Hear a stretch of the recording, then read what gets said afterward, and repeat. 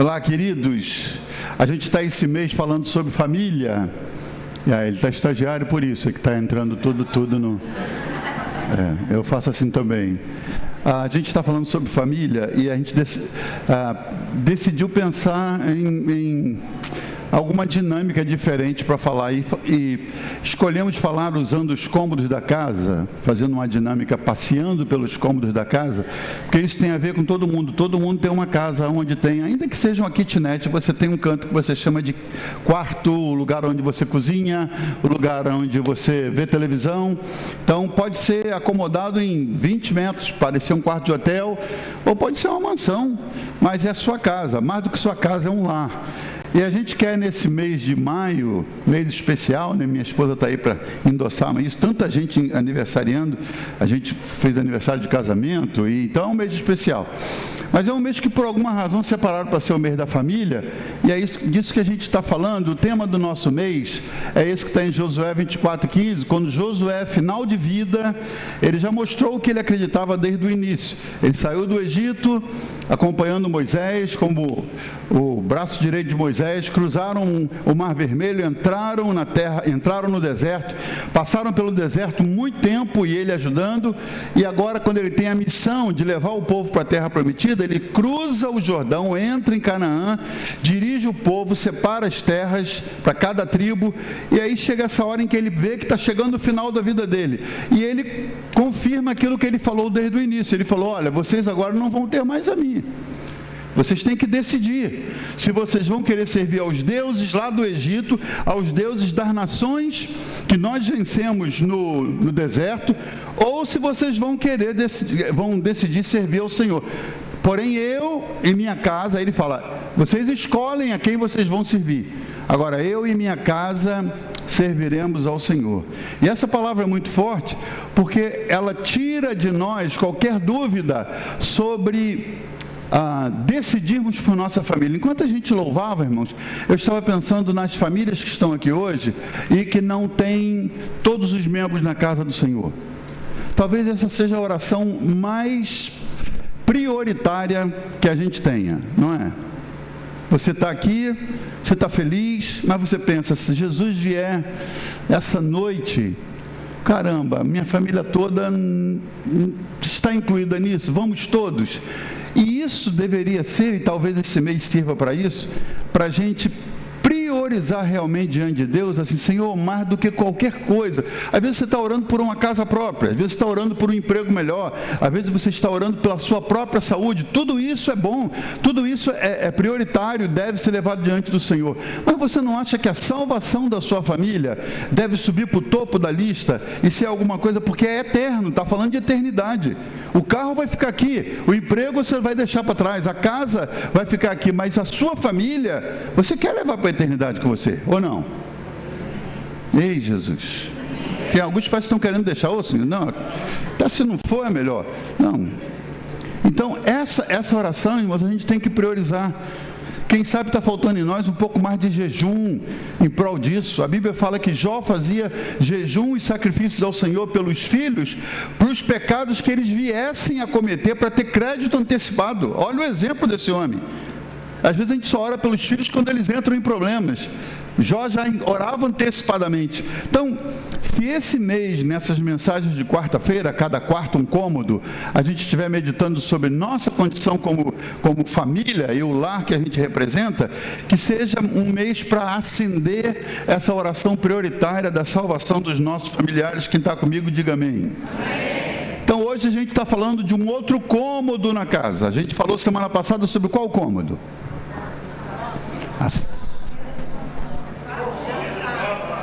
Os que vieram, lembram ainda? Os que vieram e tomaram o remedinho, lembram ainda? Copa.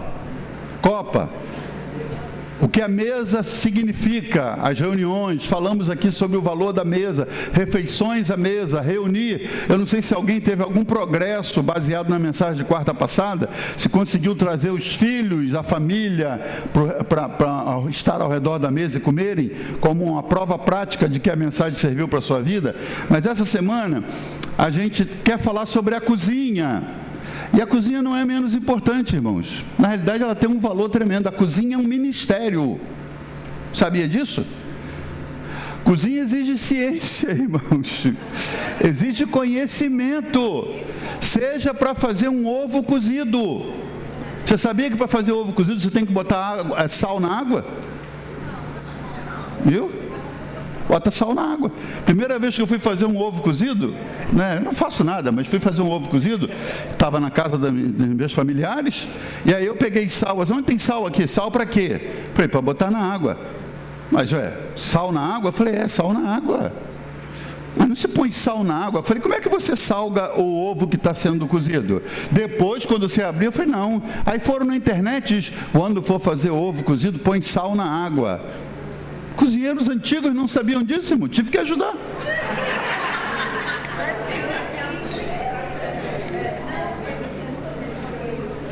Cozinha exige ciência, por isso que eu não me meto com cozinha, irmãos. Não me meto com cozinha, não sei mesmo. Ontem eu decidi fazer um café, acordei mais cedo, falei, vou fazer um cafezinho para nós. Que ela sempre cuida do café. Então, eu decidi fazer um café. Nós temos uma cafeteirinha assim bonitinha, que faz 2 doses só, uma italianazinha assim. Aí eu fui lá, falei, vou aprender, 3 peças e tal, botei o café. Aí quando tomamos o café, ela falou, seu café tá bom, amor. Falei, mas tá um pouquinho forte. Eu pesei na mão. Um café, irmãos. Um café eu não consegui fazer do jeito que a gente toma sempre, porque exige medidas que você às vezes vê a dona de casa ou a mulher da casa fazendo todo dia, você acha assim, isso é simples de fazer. Ela já dominou, que ela já fez aquilo 1.400 vezes, e você não. Estou falando dos últimos anos, não é? Eu fiz uma conta um dia das refeições que a gente já tinha tido e tinha mais de 14 mil vezes que ela tinha preparado refeições para nós. Então a cozinha ela é muito importante para a manutenção de uma casa e muito mais para a construção de um lar. Trabalhar na cozinha é um ministério e há algumas coisas que a gente não pode deixar de lado. Qual é o foco dessa ministração hoje? Que os pais entendam seus papéis. Os pais que estão aqui, levante a mão. Pais que estão aqui, isso. Que os pais entendam o seu papel em prover nutrição, tanto física quanto espiritual para a família. A cozinha representa nutrição e sustento. Então, assim como uma mãe, como uma pessoa vai para a cozinha para cozinhar e manter a família de pé, saudável, caminhando, a cozinha representa para nós no lar, falando não na casa, mas no lar, o lugar onde você provê nutrição, tanto física quanto espiritual. E eu queria ir com você para alguns slides, para que a gente possa entender melhor. Obrigado. Vamos aqui. Eu tenho um texto em Timóteo capítulo 5, verso 8. Desculpem. Timóteo 5, verso 8, diz assim: se alguém não tem cuidado dos seus, principalmente os de sua família, negou a fé, e aqui tem uma conclusão séria, e é pior do que o infiel. Quando é que um crente pode ser pior que um descrente? Quando é que um fiel como você pode se tornar pior que um infiel? Quando ele não tem cuidado dos seus, da sua família, principalmente os de sua família. Você às vezes trata tão bem as pessoas de fora, os seus empregados, quem te cumprimenta no ônibus, mas com os de casa você não é da mesma maneira. E Paulo, escrevendo a Timóteo, ele faz essa advertência. Se alguém, eu espero que não tenhamos ninguém aqui dentro desse versículo, mas se alguém não tem cuidado dos seus, principalmente os de sua família, negou a fé, e é pior do que o infiel. Como é que a gente pode aplicar essa ministração a partir desse texto? Encorajando você que é pai a estar atento às necessidades de sua família. Qual foi a necessidade da sua família que você observou esse mês? Nós estamos no dia 14, é isso? Em 14 dias, 2 semanas desse mês, o que você notou na sua família de está faltando aqui? Outro dia a gente explicou rapidamente, a Júlia fez um vídeo lindo no Instagram, falando sobre aquela expressão, nada quebrado, nada faltando, nada fora do lugar. Você esse mês, já tem 14 dias, você parou para analisar isso na sua casa? Como é que é isso, irmãos? Às vezes você tem uma cadeira que tem um pé quebrado. O que você faz? Você tem um canto da mesa que ninguém usa, então você põe aquela cadeira ali, imprensa com a mesa aquela cadeira no canto e diz, ninguém vai sentar ali, porque só tem 3 pessoas aqui em casa. E aí sobraram 3 cadeiras e por anos aquela cadeira com o pé quebrado fica ali, até o dia que alguém inadvertidamente chega para um café e antes que você avise, ela puxa aquela cadeira, senta e leva um tombo. Por quê? Porque tinha algo quebrado, mas que ninguém notava. Nada quebrado, nada faltando. Olha na sua cortina e tem aquelas argolas que seguram e tem uma desdentada lá. Por que, irmãos, aquilo? Porque faltou cuidado seu de ir lá e comprar mais uma e colocar e ficar tudo bonitinho. O que a Bíblia está dizendo, e que é na casa de alguém que serve a Deus, que serve a um Jesus tão especial, que essas coisas, nada quebrado, nada faltando, nada fora de lugar, tem que acontecer. Quando voltar para casa hoje, faça um escaneamento. Entre em casa, na sua casa, como se você fosse um visitante, olhando tudo, com um caderno na mão. Não para julgar seu cônjuge, mas para dizer as coisas que precisam fazer aqui, que eu vou cuidar. Não vai ficar nada faltando, não vai ter nada quebrado e nada fora do lugar. Coisas que saem do lugar, você tirou para usar de alguma maneira e não volta para o armário, não volta. Irmãos, se tem uma coisa inteligente, é gaveta. Gaveta é sempre bonita do lado de fora. Entulhe ali dentro o que você tiver e fecha a gaveta. Armários. Os marceneiros pensam no armário, ele é bonitinho, ele é forrado, ele tem um puxador. Aí você coloque ali dentro, de preferência organizado, e fecha o armário. Agora, quer ver uma coisa triste?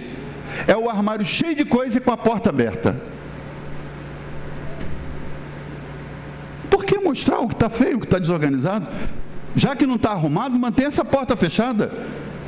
Nada quebrado, nada faltando, nada fora do lugar. Diga, nada quebrado. Nada faltando. Nada fora do lugar. Alguns ainda, que não vieram hoje, alguns ainda mantêm coisas que já não têm serventia. É uma caneca que quebrou a alça. Irmão, pelo amor de Jesus, isso não serve nem para dar para o bazar. Isso é lixo.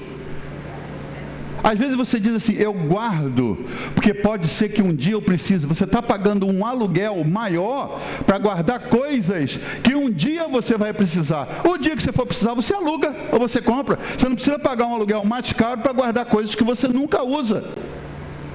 Isso fala de sapato. É uma bolsa que arrebentou a alça. E ela está lá há 7 anos. Ela já saiu de moda. A outra novela entrou, ela já voltou à moda. Ela saiu de moda de novo e você não põe a alça e ela continua lá ocupando um cabide. Joga isso fora, irmã. Ou paga uma alça nova. Estão aí ainda? Vamos voltar para a cozinha, né? É melhor voltar para a cozinha. Mas eu quero encorajar você a estar atento às necessidades da sua família. Faça essa varredura. E veja coisas faltando, coisas quebradas, coisas fora do lugar. E aí depois você me convida para um café só para eu ver sua casa nova. Antigamente era comum os pastores visitarem as casas. Hoje ninguém mais chama pastor para ir em casa. É verdade, irmão. A maioria aqui eu nunca fui na casa. A maioria. Não sei porquê. Talvez você não queira que eu veja alguma coisa que vai virar... Tem a possibilidade de virar mensagem... Eu disse, não vou dar esse mole, não vou dar esse argumento. Pode ser que vire mensagem. Então não me dê essa chance, mas arrume e me chame, ou chame os outros pastores, ou chame todos eles juntos. Se é que você tem cadeira para isso na sua mesa, mas seria bom fazer isso. Então, esteja atento às necessidades de sua família, tanto físicas como espirituais, e você tem que prover um ambiente seguro e acolhedor. Sua família tem que se sentir segura na sua casa. Você pode ter 1000 casas, irmão, só tem um lar. Você só tem um lar. E nesse lar você tem que se sentir seguro. É como eu me sinto. Eu posso estar num dia cansado, eu posso estar estressado, chegar de uma viagem, o que for. A hora que eu entro em casa, caramba, que delícia. Hoje eu estava falando com ela, que bênção Deus nos deu para a nossa velhice, não é? Nos deu um lugar gostosinho para vivermos, nos deu a felicidade de estarmos juntos. Ontem um amigo me ligou de longe, me ligou de Londres, um querido amigo, e ele me ligou só para contar, disse: ore por nós. A esposa dele, depois de 13 anos que ele está cuidando, porque ela está com Alzheimer, agora ela foi para um home care, para uma clínica, eu não sei exatamente como é que se chama aqui, um lugar onde você põe um familiar para ser cuidado, não é bem um asilo, é uma clínica que tem uma casa cara de casa, uma casa de repouso, vamos dizer assim. E ele falou, aos 80 anos, ele está aprendendo a viver sozinho. Eu falei, como é que você está? Ele falou, eu estou aprendendo a viver sozinho. Os 13 anos que eu cuidei dela, eu já fui me acostumando agora, mas não é fácil. Eu falei, Deus está me dando a graça de viver com a minha esposa, ainda nessa idade que a gente chega, já na terceira idade, partindo para o final da vida, mas no lugar que eu gosto de viver, com a pessoa que eu amo ao meu lado. Então, há coisas que o lar te dá e que você tem que desfrutar, mas você tem que cuidar para que seu lar seja um lugar agradável, irmão. Se o seu lar não é um lugar onde você se sente bem, tem que alguma coisa ser mudada. Se você prefere ir para o trabalho, ai que bom, trabalho amanhã, ai que bom, porque eu não aguento essa casa, tem alguma coisa errada. E como pais, chefes de família, a gente tem que providenciar para que o lar seja um lugar seguro e acolhedor, para que os filhos se sintam bem, quando eles voltem da escola, quando o marido chegue do trabalho, que ele possa se sentir bem, seguro e acolhido. Esse é o papel dos que cuidam da casa, para que ela cumpra esse seu papel. E eu anotei algumas coisas que eu quero te dizer. Seu filho sobrevive sem um carrinho do Batman, mas ele não sobrevive sem alimento saudável. Há famílias em que os pais estão mais preocupados com um presente moderno, em que o filho possa dizer na escola, eu também ganhei o negócio que está saindo na televisão agora, mas essas crianças não têm uma alimentação saudável. O dinheiro é investido em outros valores que não vão contribuir para o crescimento dele. O seu filho não entende agora o que você dá, irmão, mas você é o responsável pela nutrição dele, não é ele. Não é seu filho que escolhe o que ele come. Na sua casa é seu filho que escolhe o que come? Não, é você que decide. A criança, quando nasce, Deus já providenciou na sua sabedoria o leite materno. Leite materno é o alimento mais completo que existe na face da terra. Ele é tão completo que minha esposa estava me ajudando a entender que se a criança, quando põe a boca no peito da mãe, ele tiver febril, o cérebro recebe essa mensagem e trabalha a temperatura do leite para melhorar a saúde da criança. É algo inexplicável. E às vezes há mães que, por alguma razão, né, isso são os tempos modernos. Nos tempos modernos é muito comum, pode ter algumas aqui dentro que disseram, não, minha filha ou meu filho não mamou porque ele... Quais são as razões mais velhas? Enjoou ou não pegava o peito? A gente não tinha essa opção quando era criança, nos meus tempos, não é? Você tinha que mamar. Tinha que mamar. Eu lembro, minha irmã, ela enjoou. Ela não mamou tanto. Ela falou, eu também não fui igual a você, mas eu mamei um tempo, né?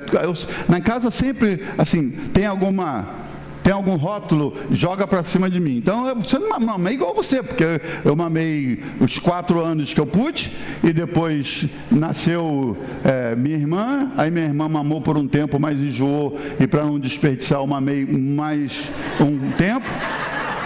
E aí minha mãe engravidou de um bebê, esse bebê morreu, nasceu e morreu, e aí tinha leite à fartura, e minha mãe me chamou, meu filho precisa da sua ajuda. Eu estava com quase 6, já jogava bola com os colegas, mas ela chamava, eu preciso da sua ajuda, tem muito leite. E aí eu mamei até os 6, mas sei como isso contribuiu para a minha saúde, não é? Então, hoje, há mães que desperdiçam essa bênção inigualável que é o leite materno, e às vezes isso continua pela vida. não trabalhando na nutrição adequada para a criança. E a cozinha tem esse papel. A Bíblia fala muito de cozinha, irmãos. E às vezes a gente está preocupado que o filho tem um tênis a mais, um tênis mais moderno, quando na realidade o que ele precisa é de boa comida, que senão ele não vai longe. Pode estar com tênis, mas não vai longe. Precisa de alimentação. Então vamos ver o que a Bíblia fala. A Bíblia fala da cozinha de maneira muito farta. Tem muitos textos que falam da cozinha. Eu queria, com você, mastigar um pouquinho, já que estamos falando de cozinha, como o fogão pode mudar destinos das pessoas. Antigamente não tinha as cozinhas de hoje, nem os fogões que a gente tem hoje, nem os micro-ondas que a gente tem hoje, mas as famílias cozinhando com lenha, ou do jeito que podiam, mas eles tinham cozinha onde preparavam os alimentos. E aí você vê como uma cozinha pode mudar o destino de uma pessoa, né? Como fogão, nada a ver com o clube que está jogando hoje, como fogão está mudando o destino das pessoas nos textos bíblicos. Jacó, por exemplo, com a sopa da primogenitura, Gênesis 25, Jacó não era um cozinheiro, irmãos, tanto que nos textos seguintes, 27, quem ajuda é a mãe a fazer o guisado para enganar o pai, mas quando ele está fazendo a sopinha dele, ele está numa cozinha. Ele não imaginava, sendo o filho mais novo, que aquela sopa ia mudar o destino dele. Quando o irmão chega e não conseguiu caçar nada e está morrendo de fome, fala, me dá essa sopa aí. Ele falou, a sopa é minha. Ele falou, você é o mais velho, que você se vire e tal. Ele falou, o que me vale ser mais velho se eu não tenho uma comida para comer? Ele falou, eu te passo essa sopa se você me considerar a partir de hoje como filho mais velho. Uma brincadeira, aparentemente, entre dois irmãos gêmeos, se torna uma confirmação de alguma coisa que tinha sido profetizado lá atrás. E aí Esaú diz, você pode ser mais velho a partir de agora. Irmão, qual é o filho que diz isso um para o outro? Eu estou chateado que eu sou o mais novo e tal. Não, pode ser a partir de agora. Se eu disser para o meu irmão, eu nunca fui o mais velho, e ele disser, pode ser. Quem é que vai acreditar? Se eu for no cartório? Não, você não é o mais velho. Mas Jacó e Esaú fizeram essa troca e valeu. E quando você vê a referência a partir do que dizem os patriarcas, o Deus de Abraão, o Deus de Isaac e o Deus de Jacó, e não diz o Deus de Esaú. E Esaú é o mais velho. O Senhor confirmou aquela loucura entre eles, porque Jacó chamou a existência o que não existia, uma primogenitura que ele não tinha. Isso começou a partir do fogão, de uma sopa que foi feita. Antes da sopa ele era o mais novo, depois da sopa mudou o destino. Rebeca fez o guisado para enganar seu marido. Quando ela ouviu o Esaú tratando com o pai, vou pegar uma caça, o pai falou, faz a última refeição para mim que eu quero te abençoar como filho mais velho. A esposa ouviu e falou para Jacó, seu irmão Saul vai pegar uma caça para o seu pai, ele vai abençoá-lo e declarar o favor do Senhor sobre ele. Vai lá e pega 2 cabritos. Foi ela que disse, vai no quintal, pega 2 cabritos e traz aqui que eu vou preparar um guisado e tal. E fez. E ele levou e enganou o pai. No fogão começou essa refeição que mudou o destino de Jacó completamente e fez com que com seu irmão o perseguisse, né, por muito tempo, até que eles se reconciliassem anos depois. Mas isso não mudou a história. Jacó se tornou realmente o recipiente das bênçãos do mais velho, conforme seu pai declarou. Onde isso começou, irmãos? Começou na cozinha. Quando você está cozinhando, irmãs que estão aqui, qual é o seu relacionamento com Deus? O que acontece enquanto você cozinha? Está fazendo uma refeição ali? É a hora das orações. Mais uma refeição para esse bandido que não reconhece, que nunca me valoriza. Vontade era envenenar, igual aquela mulher envenenou as crianças com bombom e tal, mas não dá para fazer isso, eu não quero ir para a cadeia. Só não envenena porque vai para a cadeia. Ou a sua opção a sua oração é, Senhor, abençoe esse homem que essa comida contribua para a saúde dele, Senhor, e que ele possa ter saúde para trabalhar e para produzir. Me ajuda a fazer o meu melhor aqui. Precisa de uma receita nova, precisa de achar um caminho novo, um livro novo de receitas para fazer algo diferente. Como é a sua convivência com o Senhor à medida que você cozinha? Porque o fogão pode mudar destinos. No fogão você pode mudar o destino da sua casa, da sua vida, como fez com Jacó e como fez com Esaú. A cozinha cozinha também, além de falar de mudar destinos, a cozinha fala de antecipação e de previsibilidade e de informação. Olha esse texto de Provérbios 31:15, falando da mulher virtuosa. A mulher virtuosa levanta-se ainda de noite, não é para fazer uma sopa noturna, não. Levanta-se ainda de noite para dar de comer aos de sua casa. De noite ela se levanta, estamos falando de 3.000 anos atrás, ela se levanta de noite para preparar a comida de amanhã. Não tinha isso aqui, não tinha geladeira, então ela tinha que preparar antecipadamente os gêneros alimentícios, as porções, para que de manhã houvesse alimento à mesa para a sua família. Então tinha que ser preparado de noite. E a mãe do rei Lemuel, quando escreve o capítulo 31 de Provérbios, ela fala: a mulher virtuosa, está falando de virtude, se levanta ainda de noite para dar de comer aos de sua casa. Isso fala de antecipação. Cozinha fala de previsibilidade, de informação, saber o que está fazendo.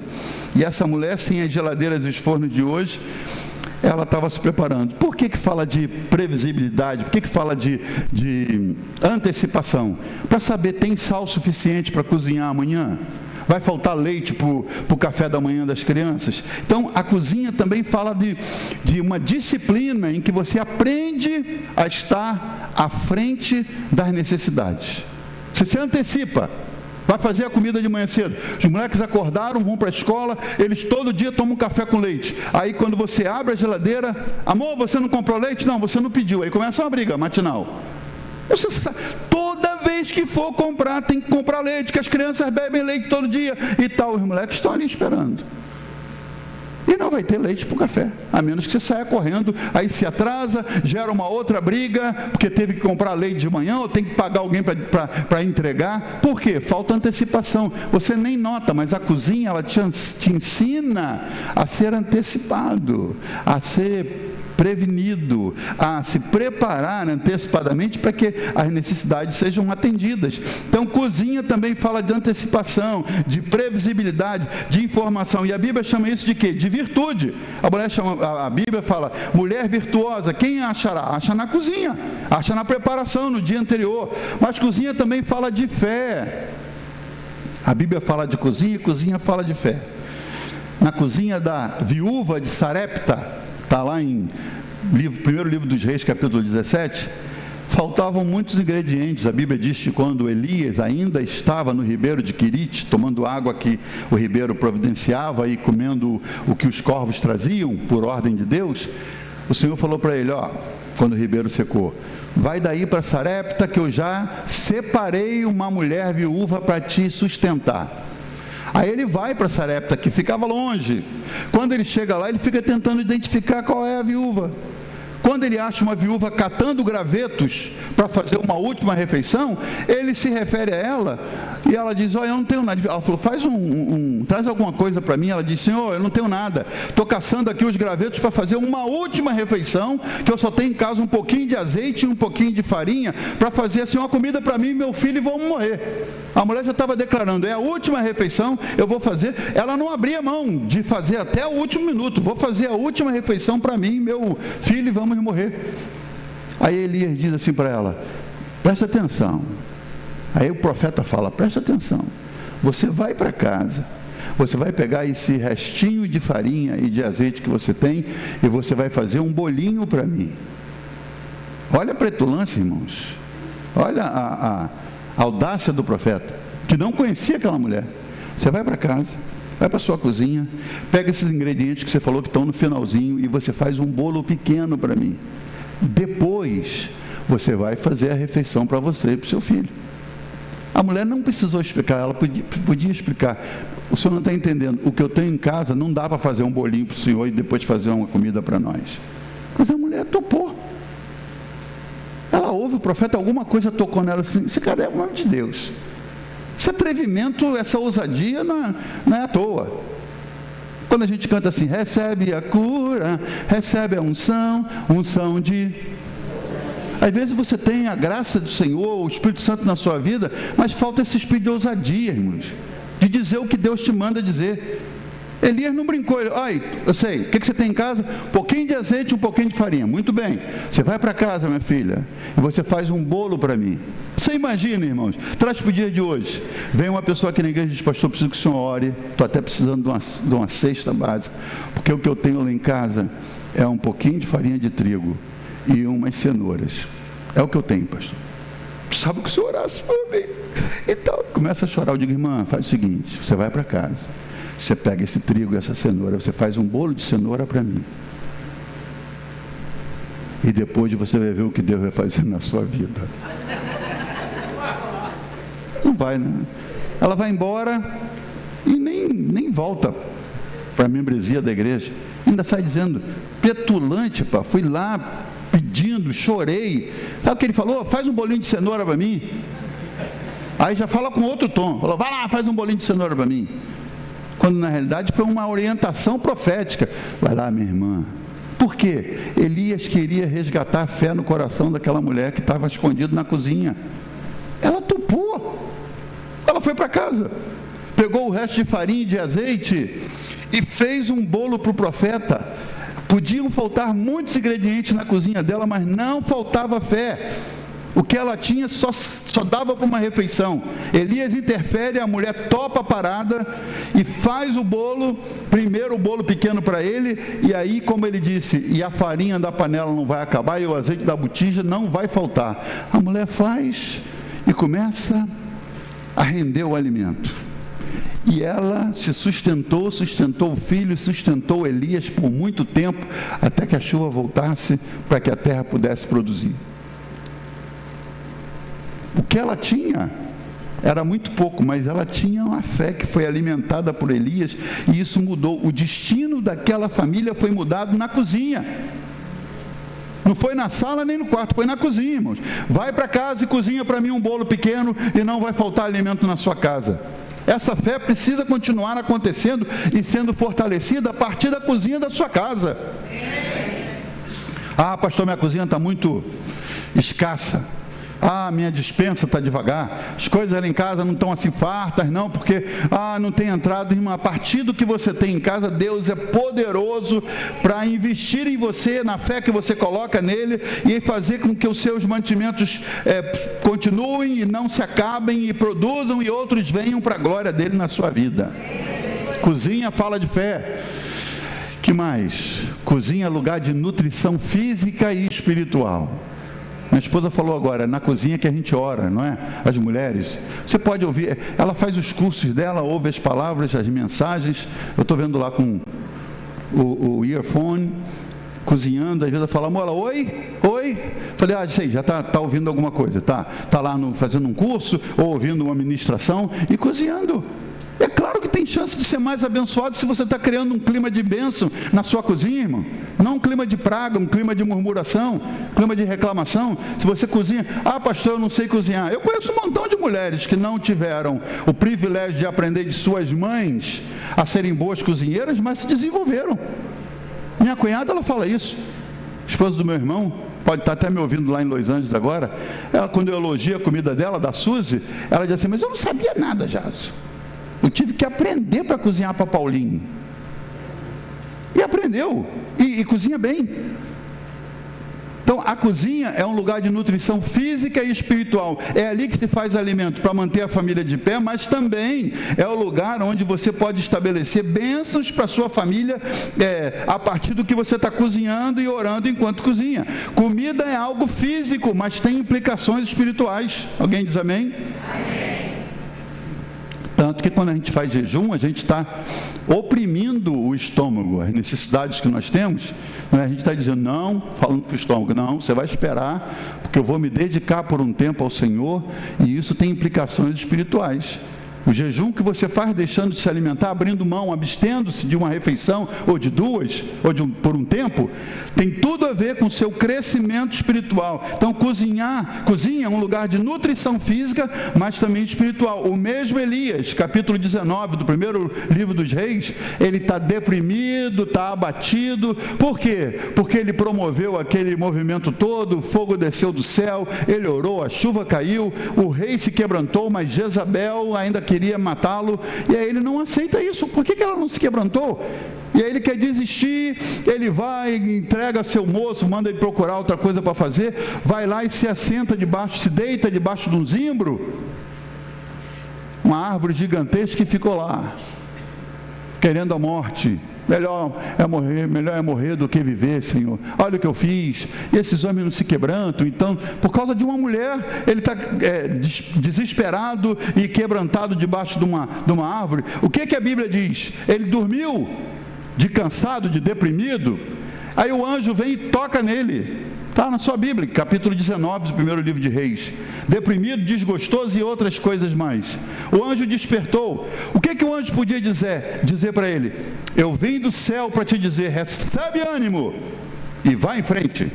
O anjo podia falar isso, mas o anjo não fez. O anjo bateu nele e disse, levanta e come. O anjo, irmãos, improvisou uma cozinha e fez pão e preparou uma refeiçãozinha para ele. Falou, levanta e come. Por quê? Porque quando você recebe um alimento que foi preparado para te animar, isso gera em você também cuidado de Deus, você se sente amado, e isso te dá forças para seguir adiante. Por isso que a cozinha não é só um lugar de fazer comidas físicas, tem implicações espirituais. O anjo disse, levanta-te e come. E o anjo havia preparado uma refeição para ele.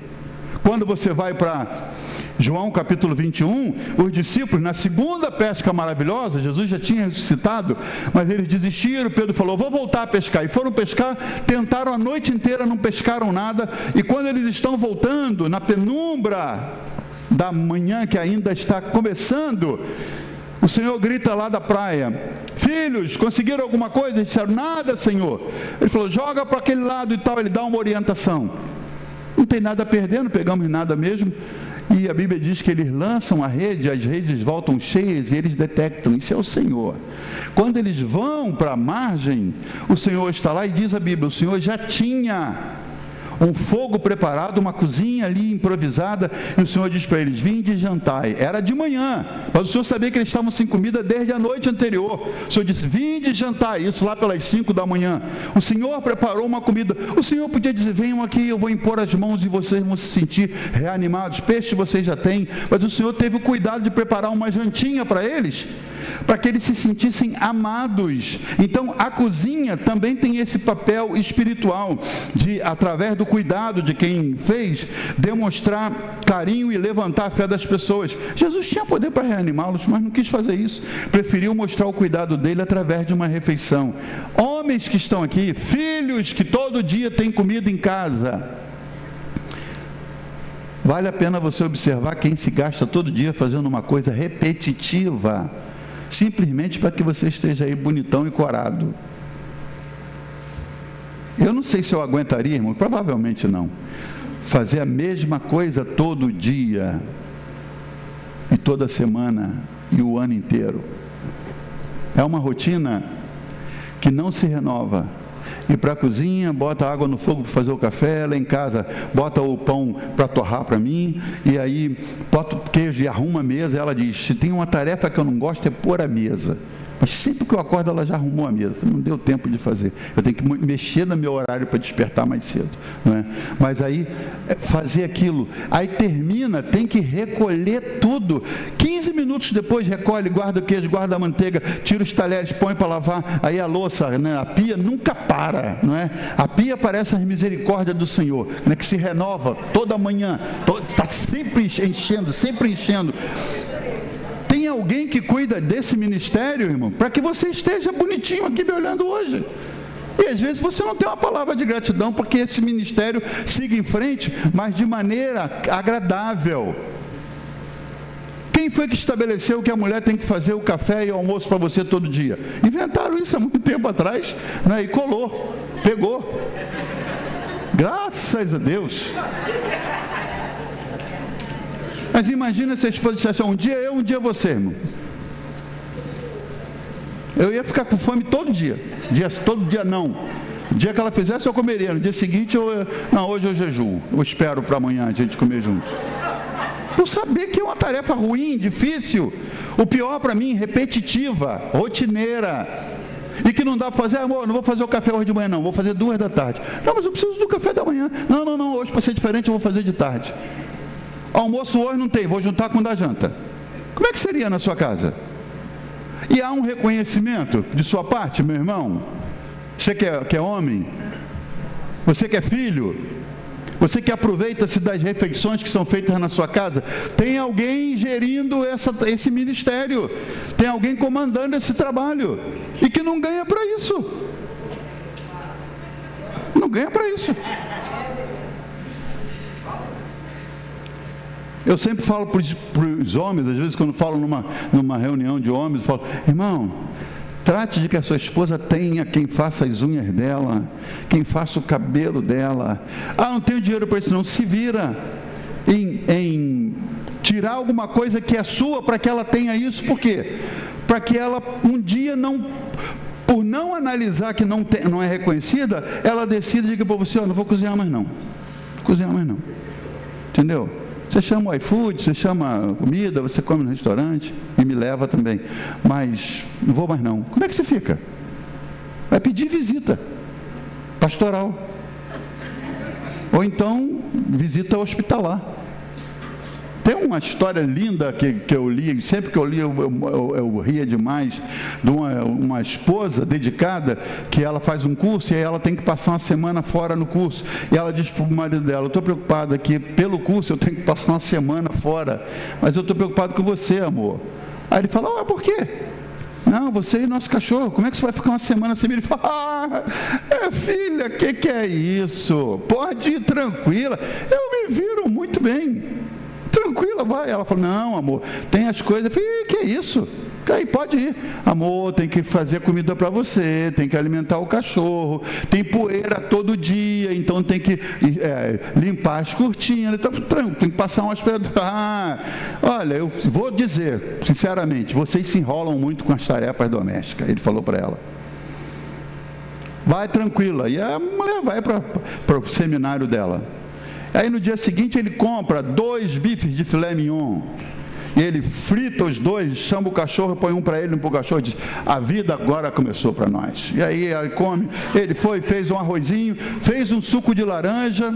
Quando acabou a refeição, que ele foi na pia, caramba, cadê ela? Não está aqui. Tem que lavar isso tudo. Aí ele falou, puxa vida, um almocinho inocente, gera isso tudo de louça aqui e tal. De noite eu vou fazer uma coisa mais resumida, porque gera muita louça para lavar. Aí ele já começou a resumir. Aí no dia seguinte, ele foi, não vou fazer suco de laranja não, que dá muito trabalho, e o espremedor fica sujo, dá dificuldade. Ele comprou um suco de laranja pronto, aí tomou ele e deu para o cachorro tomar na vasilha do cachorro, assim, é assim mesmo. Lá pelo 4º dia, irmãos, ele ia para a geladeira, falou, não vou sujar a pia, eu vou beber. A gente come aqui na geladeira, abria a geladeira, ele e o cachorro comiam na porta da geladeira.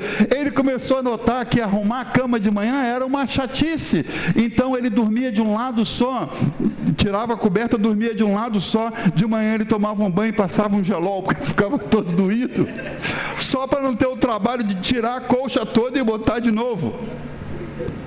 Quando a mulher voltou, ele falou, você é a minha rainha, vou aumentar a sua ajuda. Que ele já estava no hotel quando ela chegou, porque ele não aguentou ficar em casa, ele e o cachorro estavam no hotel.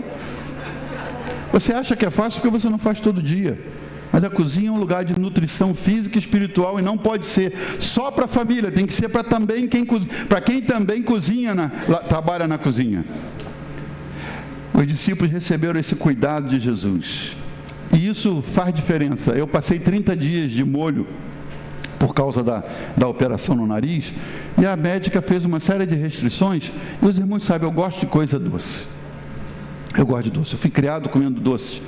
E aí, eu vi o cuidado da minha esposa, quero dar esse testemunho publicamente, porque ela viu que eu estava, as refeições eram pastosas, não podia comer nada que tivesse que mastigar, então ela fez aquilo, não podia ser quente, ela esfriava e tal, mas ela viu que faltava. Eu ficava depois da refeição aquele viciado andando pela casa, buscando alguma coisa, uma mariola sem açúcar, uma paçoca diet, procurando e tal. Então ela começou a fazer a gelatina colorida com iogurte natural e começou a fazer mousses de frutas, abacate batido com creme de leite e com adoçante. Irmãos, eu fui vendo aquilo, umas iguarias que ela inventou. Ontem mesmo eu comprei abacate, fui na feira, comprei abacate, ela falou, vou te ensinar, vai lá. Aí eu fui vendo, ó, tira a polpa do abacate, tal, e agora amassa isso até virar um... E eu amassava, não amassa mais, e bate mais. Eu falei, Jesus, o que é isso? E ali, tal, você quer uma coisinha simples, e fazendo, agora bota o leite em pó desnatado, então, agora põe o iogurte natural e tal, mas tem que bater de novo, porque não avisou antes que eu botava tudo junto, já, não, tem que ser em porções, e vai fazendo, e tal. Agora põe na geladeira, eu já doido, não põe na geladeira, espera gelar para ficar. Mas eu vi o cuidado, me senti amado por alguém que preparou algo que eu pudesse comer, que contribuísse para a minha saúde. Foi o que Jesus ensinou para os discípulos. O Todo-Poderoso podia declarar saúde para vocês, animação para todo mundo, renovação física. Mas ele falou, eu preparei uma jantinha para vocês, tem pão. Eles viram que tinha pão que o Senhor preparou. Imagina, Jesus preparando um pão para os discípulos, assando pão, e tinha peixe na brasa. Então, o Senhor usou a cozinha para mostrar o cuidado dele através de uma refeição. Como é que a gente termina isso, irmãos? Queria terminar te chamando para responder uma pergunta. Se Jesus entrar na sua cozinha hoje, não dá para arrumar até amanhã, Jesus entrar na sua cozinha hoje. Vou ilustrar aqui. Jesus foi fisicamente na sua casa. Chegou lá. De repente ele entra, ele não precisa que você abra a porta, ele entra e diz, vim visitar a sua casa e te abençoar, vim comer alguma coisa com vocês. E aí você, Senhor, senta aí que eu vou preparar um miojo. Ele fala, não, miojo eu não como. Fala, Senhor, então, se o senhor não come miojo, eu vou preparar outra. Come um biscoitinho aí, joga um biscoito desse. Ele fala, não, isso tem muita gordura, eu não como. Senhor, você gosta de uma coisinha salgada, né? Toma um fandango. Não, isso aí não, fandango eu não como. É comida processada. O que é comida processada? É comida que ela recebe alguns ingredientes ou para parecer mais bonita, ou para ficar mais palatável, mais agradável o sabor, ou para conservar. Então lá vem corantes e outras coisas que não servem em nada para a sua saúde, e às vezes é o que você dá para o seu filho quando ele está, mãe, pega um saquinho desse aí, pega um salgadinho desse, pega uma coisa dessa, o senhor toma alguma coisa? Vai, o senhor diz, não, eu não tomo, tem água. Se Jesus entrar na sua cozinha hoje, irmão, seu armário, seus ingredientes vão glorificar o Senhor, vão mostrar que você está cuidando bem da sua família, ou você vai ser repreendido dizendo, isso aí não serve não, isso não alimenta não, isso enche, mas não alimenta. É uma palavra espiritual, mas eu espero que ela sirva de maneira prática para você. O que você está dando para os seus filhos comerem? Como você está alimentando sua família? O que você está comendo? A gente aprende aí com os cientistas que nós somos o resultado do que nós comemos, não é? Ontem alguém falou para mim, encontrei com um querido irmão, e ele falou, eu estou com os 2 rins comprometidos. E vou fazer uma operação, creio que é um tumor, alguma coisa assim. E ele disse, quando o médico olhou o exame dele, ele disse assim, o que você tem feito com esses rins a sua vida toda? E ele falou, isso é a fatura da Coca-Cola. Eu não bebo água, eu só bebo Coca-Cola. Os entendidos dizem que para cada copo de Coca-Cola você precisa beber 46 copos de água para limpar o efeito de um copo de Coca-Cola. Não sei se isso é verdade, mas está aí na internet. Por que tomar alguma coisa, irmão? Não estou falando contra nenhum produto aqui. Mas por que tomar alguma coisa que você precisa tomar 46 outros para limpar? Negar que é gostoso? Claro, qualquer um desses alimentos aqui é gostoso. Tanto que eles têm material embutido neles para tornar mais saboroso, mais atraente. As crianças gostam, se elas aprenderem a se alimentar com isso. Aí você pergunta, Senhor, se esse corpo aqui é templo do teu Santo Espírito, como é que eu estou cuidando do templo? A gente tem um templo aqui que nós consideramos que é templo do Senhor. Pode vir, Asa, me ajudar aqui. Esse templo é do Senhor, não é? A gente não conserva, irmãos, porque a gente entende que esse templo é do Senhor, isso aqui é casa de Deus.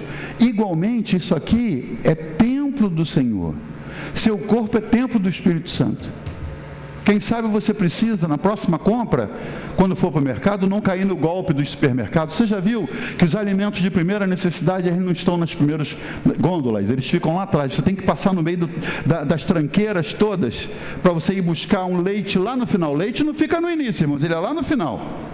Porque você vai passando, vai vendo Fandango, vai vendo Cheetos, vai vendo não sei o quê, aí tu já vai botando no carrinho. Quando você entrou no mercado para comprar 1 litro de leite, sai com 500 de compra. Encheu de coisa que você não precisa. E depois diz: Senhor, não entendo a luta que estou passando. Um negócio desse não é gostoso, irmão? Isso é maravilhoso.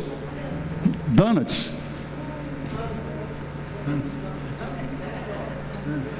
Eu não nego. Tudo está ali. Até o pirulito, irmãos, eu gosto. Agora, Paulo escreveu assim: tudo me é lícito, mas nem tudo me convém. Todas as coisas me são lícitas, mas eu não me deixarei dominar por nenhuma. Isso se chama domínio próprio. Gostar das coisas, mas dizer: não é porque eu gosto que eu vou consumir. O templo do meu espírito não merece isso. A fatura vem. A fatura vem. Para perder peso hoje, eu sei como é para perder peso. A luta que eu faço para perder peso. Mas ao longo dos anos, haja coisas doces que eu consumi. E eram doces, não eram processados assim não. É o bolo da vovó, é o bolo da mamãe, é o bolo da sogra, é o bolo de cenoura, bolo de laranja, bolo de aipim. Não eram multiprocessados, não. Era um bolo cheio, mas tinha uma boa quantidade de açúcar. Ninguém usava os substitutos. Aí depois você diz: como é que eu faço agora? Faz oração, faz jejum. E a luta para perder peso. Por quê? E não é só perder peso, você pode ser um gordinho alegre, um gordinho feliz, um gordinho abençoado. O negócio é como é que está a glicose, como é que vão os leucócitos, como é que está a hemoglobina, a glicada. Olhando para essas coisas aqui, você pode ficar de pé. Eu não sei o que a gente tem de cantina hoje, mas tomara que não seja nada disso, né? É pizza, não? O que a gente come hoje na cantina? Eu queria terminar cantando e orando. Aí você diz assim: pastor, é muito difícil. Eu entendi a missão da cozinha, mas é muito difícil cozinhar para uma família, sustentar uma família de maneira sábia. É muito difícil. Sabe qual é a nossa garantia, irmãos? É o que está escrito em Tiago, capítulo 1, verso 5. Ouça só. Diz assim, ó: se alguém tem falta de sabedoria, peça a Deus, que a todos dá liberalmente. Você tem falta de sabedoria? Peça a Deus. Eu faço essa oração quase todo dia. Senhor, tu tem muito, eu não tenho nada. Me dá sabedoria, me dá sabedoria. O Senhor falou: quem tem falta, peça. Eu tenho falta, me dá sabedoria. Ele disse: quem tem falta, peça a Deus. Eu não sei cozinhar, peça a Deus sabedoria. Eu não sei como alimentar minha família, peça a Deus sabedoria. Eu não sei como gerir um cardápio que seja interessante, que a família possa se alimentar e ser saudável. Peça a sabedoria a Deus. Ela está disponível, é só pedir. Nós começamos falando sobre Josué, que fez aquela declaração: eu e minha casa serviremos ao Senhor. Você quer que sua casa sirva ao Senhor? Você estaria disposto a abrir mão de umas coisinhas interessantes, mais fáceis, né? Irmão, fazer um lanche com a criança, isso aqui é tão bom. Isso aqui ele sai feliz da vida. Não sei quanto tempo ele dura, mas não é? Resolve a situação temporariamente, mas não nutre. Não nutre. Espiritualmente falando, a mesma coisa. Você precisa de alimento sólido. Você não precisa de uma mensagem que só diga que Deus por você mata Jesus de novo. Deus por você abandona o céu, porque você é a coisa mais preciosa para Deus. E aí você fica cheio. Não, você precisa de uma palavra que te ponha no seu lugar, que diga, você precisa da misericórdia de Deus. Você é um miserável sem o Senhor. Uma mensagem que te incomode, que te tira o sono, que te faça mais crente, faça melhor. E nós podemos orar terminando por nossos familiares. Você tem algum familiar que não serve a Jesus ainda? Levante a sua mão se você tem alguém na sua família que não serve a Jesus. Essa oração pode cruzar as nuvens, chegar até o Senhor e o Senhor dizer, vou mexer. Ele pode usar um susto, ele pode usar um filme, ele pode usar um vizinho, ele pode usar uma mensagem, ele pode usar um sonho. E aí semana que vem você está aqui com o seu familiar do lado, você nem vai falar nada, só vai olhar assim, fazer sinal com os olhos, olha quem está do meu lado. Jesus trouxe, não é? Você crê nisso? Vamos orar por esses nossos familiares, vamos. Vamos colocá-lo em nossas mãos assim, ó. Coloque seu familiar simbolicamente na sua mão e levante diante do Senhor assim. Quem sabe você precisa fazer um voto, Senhor, eu vou orar todo dia por meus familiares, Senhor. Eu vou jejuar por eles. Eu vou ofertar por eles um voto ao Senhor. Eu vou fazer minha parte para que eles venham a te conhecer, ou se te conhecem, que venham a te reconhecer como Senhor e Salvador. Senhor, é a tua igreja que se reúne nesse lugar, junto com aqueles que em casa estão nos assistindo, e nós levantamos as mãos simbolicamente. Eu te levanto as mãos para agradecer pela minha família na tua casa, pelos filhos e filhas, pelos netos, Senhor, pelos cunhados, pelos irmãos que te servem. Mas tenho primos que não te conhecem, tenho tios, Senhor, que ainda não te servem, e quero apresentá-los ao Senhor, assim como os meus irmãos que estão aqui, que pedem por filhos, por cônjuges, por irmãos, por mães e pais, Senhor, e nós os apresentamos a Ti essa noite, Pai. Como se fosse a primeira vez que orássemos por ele, com toda a intensidade do nosso coração, nós clamamos, Senhor, faz algo, Pai. Move, Senhor, a Tua mão em favor dessas pessoas. Tu tens os Teus meios, Tu tens os Teus caminhos, que eles te achem, Senhor, nas suas lutas, que eles achem a Ti, ó Espírito de Deus, nós clamamos que Tu venhas ajudar esses nossos familiares a encontrar o caminho da salvação, para que suas vidas sejam mudadas e possam estar servindo a Ti. Declaramos essas bênçãos acontecendo, Senhor, nos próximos dias. Que esse mês da família termine com testemunhos de familiares que vieram para Ti. Nós declaramos isso. E declaramos ainda essa noite, Senhor, se há alguém entre nós enfermo, se há alguém entre nós sentindo dores, Senhor, nós declaramos que essas enfermidades saiam em nome de Jesus. Enfermidade nós te repreendemos em nome de Jesus. E declaramos saúde divina sobre cada vida aqui. Em nome de Jesus, saúde nos ossos, saúde na pele, na carne, saúde nos nervos, saúde na corrente sanguínea, saúde da cabeça aos pés, nos cabelos, nos olhos, nas mãos, nas unhas, nos pés. Em nome de Jesus nós declaramos saúde. Obrigado por Tua palavra que é fiel e diz, Senhor, que podemos pedir a Ti, clama a mim e te responderei e te anunciarei coisas grandes e firmes que não sabes. Obrigado pela Tua palavra que é fiel, obrigado por essa noite. Recebe a nossa gratidão em nome de Jesus. E o povo de Deus diz: Amém, igreja? Amém. Glória a Deus, né? Vamos agradecer ao nosso Deus com bastante alegria nos nossos corações. Recebemos uma grande instrução aqui, uma linda mensagem que o pastor nos trouxe, principalmente para as varoas que gostam de cozinhar. A minha esposa faz comida boa. Eu agradeço. Vamos orar. Põe sua mão assim, cantada, assim comigo. A graça de nosso Senhor e o amor de Deus. Fala para o Senhor. E a comunhão do Espírito Santo, bem alto,